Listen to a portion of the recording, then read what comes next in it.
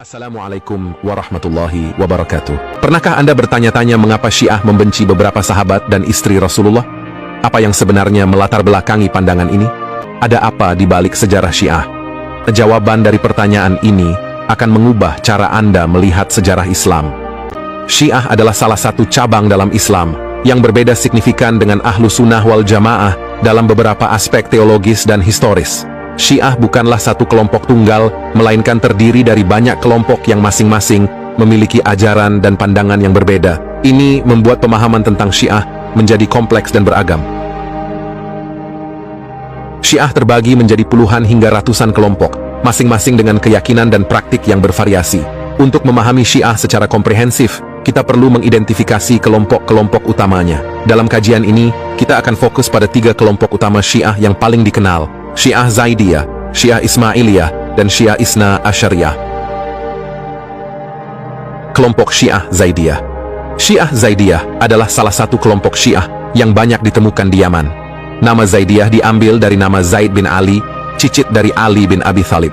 Kelompok ini dikenal sebagai salah satu yang paling dekat ajarannya dengan Ahlus Sunnah wal Jamaah. Mereka tidak membenci sahabat Nabi Muhammad sallallahu alaihi wasallam maupun istri beliau, Sayyidah Aisyah. Syiah Zaidiyah meyakini bahwa Zaid bin Ali adalah imam yang sah setelah kematian Imam Ali Zainul Abidin. Mereka menolak klaim keimaman yang eksklusif hanya kepada keturunan tertentu dari Ali bin Abi Thalib. Ajaran mereka lebih moderat dan seringkali dianggap sebagai jembatan antara Syiah dan Ahlus Sunnah. Meskipun demikian, mereka hanya merupakan minoritas dalam keseluruhan populasi Syiah di dunia, dengan jumlah yang tidak mencapai 1% dari total umat Syiah. Kelompok Syiah Ismailiyah. Syiah Ismailiyah merupakan kelompok Syiah yang ajarannya paling jauh dari Ahlus Sunnah wal Jamaah. Mereka mengambil nama dari Ismail bin Jafar, putra dari Imam Jafar Ash-Shadiq. Ismailiyah percaya bahwa keimaman diteruskan melalui garis keturunan Ismail, yang berbeda dengan mayoritas Syiah yang mengikuti keturunan Musa al-Kazim, adik Ismail. Kelompok Ismailiyah memiliki doktrin dan kepercayaan yang sangat berbeda, termasuk konsep-konsep esoteris yang tidak ditemukan dalam ajaran Ahlus Sunnah. Mereka juga mempercayai adanya imam yang tersembunyi dan akan muncul di akhir zaman. Karena perbedaan yang signifikan ini, kelompok ini tidak menjadi fokus utama dalam kajian kita kali ini. Ismailiyah juga merupakan kelompok minoritas dalam Syiah, dengan pengikut yang tersebar di beberapa negara seperti India, Pakistan, dan Timur Tengah.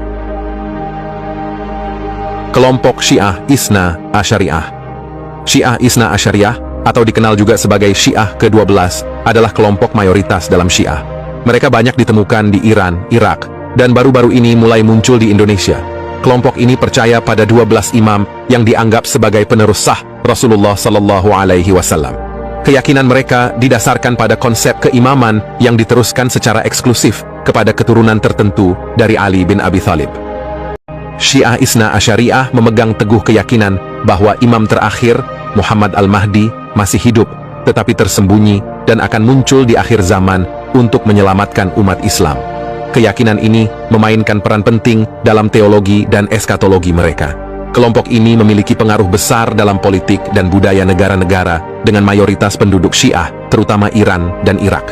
Dasar pemikiran utama dalam Syiah adalah keyakinan bahwa hanya Ali bin Abi Thalib dan keturunannya yang berhak menjadi khalifah setelah Nabi Muhammad sallallahu alaihi wasallam. Menurut pandangan Syiah, Rasulullah telah menunjuk Ali sebagai penerusnya dalam peristiwa Ghadir Khum, di mana beliau secara eksplisit menyatakan bahwa Ali adalah wali dan pemimpin bagi umat Islam setelah beliau.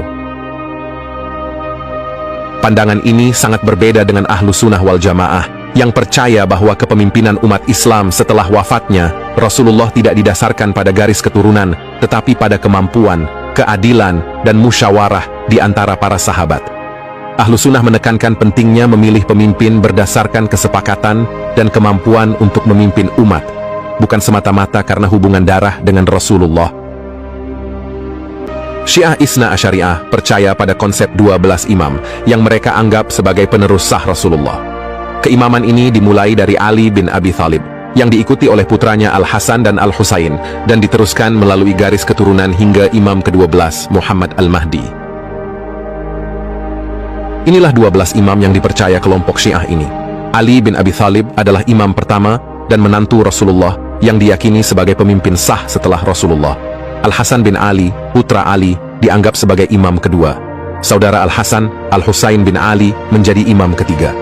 Ali Zainul Abidin, imam keempat, dikenal karena kesalehannya dan kontribusinya dalam mengembangkan fiqh dan tasawuf. Imam kelima, Muhammad Al-Baqir, terkenal dengan ilmunya dan pengajarannya. Ja'far Ash-Sadiq, imam keenam, mendirikan mazhab Ja'fari dan memiliki banyak murid terkenal.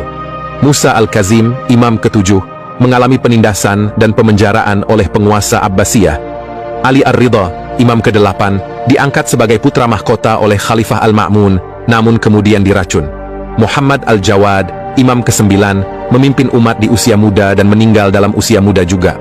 Imam ke-10, Ali Al-Hadi, juga mengalami penindasan oleh penguasa Abbasiyah. Al-Hasan Al-Askari, imam ke-11, meninggal dalam usia muda dan meninggalkan seorang putra yang diyakini sebagai Imam Mahdi. Muhammad Al-Mahdi, imam ke-12, dipercaya masih hidup tetapi tersembunyi, gaib, dan akan muncul di akhir zaman sebagai penyelamat umat Islam. Kepercayaan pada 12 imam ini memainkan peran penting dalam teologi dan praktik keagamaan Syiah Isna Asyariyah. Mereka meyakini bahwa para imam memiliki pengetahuan khusus yang diberikan oleh Allah dan bertindak sebagai pemandu spiritual dan pemimpin umat. Syiah memandang Abu Bakar As-Siddiq sebagai sosok yang merebut kekuasaan dari Ali bin Abi Thalib setelah wafatnya Rasulullah.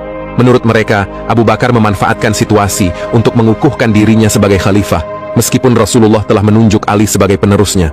Mereka percaya bahwa Abu Bakar dan Umar memaksa umat Islam untuk mengakuinya sebagai khalifah dan menutupi wasiat Rasulullah yang menurut mereka menunjuk Ali sebagai penerus. Sebaliknya, pandangan Ahlu Sunnah wal Jamaah menegaskan bahwa Abu Bakar dipilih melalui musyawarah dan diterima oleh mayoritas sahabat tanpa paksaan. Menurut pandangan ini, Abu Bakar diangkat sebagai khalifah karena ketokohannya, kedekatannya dengan Rasulullah, dan kemampuannya untuk memimpin umat pada saat krisis setelah wafatnya Rasulullah. Ahlu Sunnah menganggap bahwa tidak ada wasiat eksplisit dari Rasulullah mengenai penerusnya, dan keputusan diambil berdasarkan musyawarah dan konsensus di antara para sahabat. Syiah juga menuduh Umar bin Khattab berperan dalam membantu Abu Bakar merebut kekuasaan. Menurut mereka, Umar adalah salah satu sosok kunci yang mendukung Abu Bakar dan menggunakan kekerasan untuk memastikan bahwa Ali tidak menjadi khalifah. Mereka juga menyebarkan cerita bahwa Umar memaksa Fatimah, putri Rasulullah, untuk mendukung Abu Bakar, bahkan menyebabkan kegugurannya dengan mendorong pintu rumahnya. Namun, pandangan ini dianggap tidak berdasar oleh Ahlu Sunnah yang melihat Umar sebagai sahabat dekat Rasulullah yang dihormati. Menurut Ahlu Sunnah, Umar adalah seorang pemimpin yang bijaksana dan adil, yang memainkan peran penting dalam memperkuat pemerintahan Islam dan memperluas wilayahnya. Cerita tentang Umar dan Fatimah dianggap sebagai fitnah yang tidak memiliki dasar dalam sejarah yang otentik. Syiah menuduh Sayyidah Aisyah, istri Rasulullah, melakukan zina dalam peristiwa Hadithatul Ifq. Tuduhan ini didasarkan pada fitnah yang disebarkan oleh kaum munafik pada masa itu. Cerita ini bermula ketika Sayyidah Aisyah tertinggal dari rombongan dalam perjalanan pulang dari perang dan kemudian ditemukan oleh Safwan bin Mu'attal, seorang sahabat Rasulullah.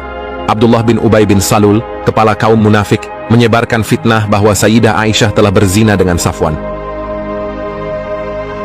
Al-Quran dalam surah An-Nur ayat 11 hingga 20 dengan tegas membersihkan nama Sayyidah Aisyah dari tuduhan tersebut dan mengukuhkan kesuciannya.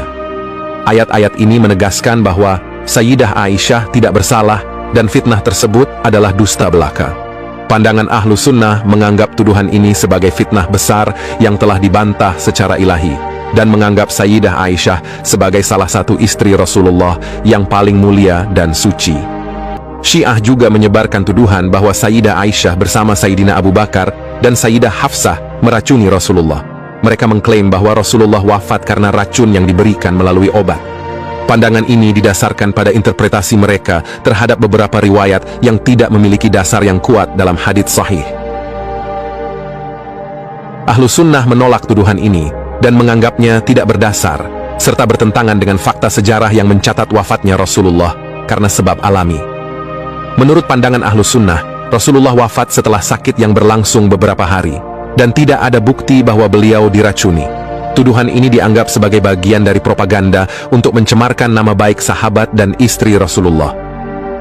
Itulah ulasan kami tentang Syiah dan berbagai kelompok yang ada di dalamnya. Jika ada yang perlu diluruskan, mohon tuliskan di kolom komentar. Mungkin sumber yang kami miliki kurang lengkap. Semoga informasi ini bermanfaat untuk Anda. Assalamualaikum warahmatullahi wabarakatuh.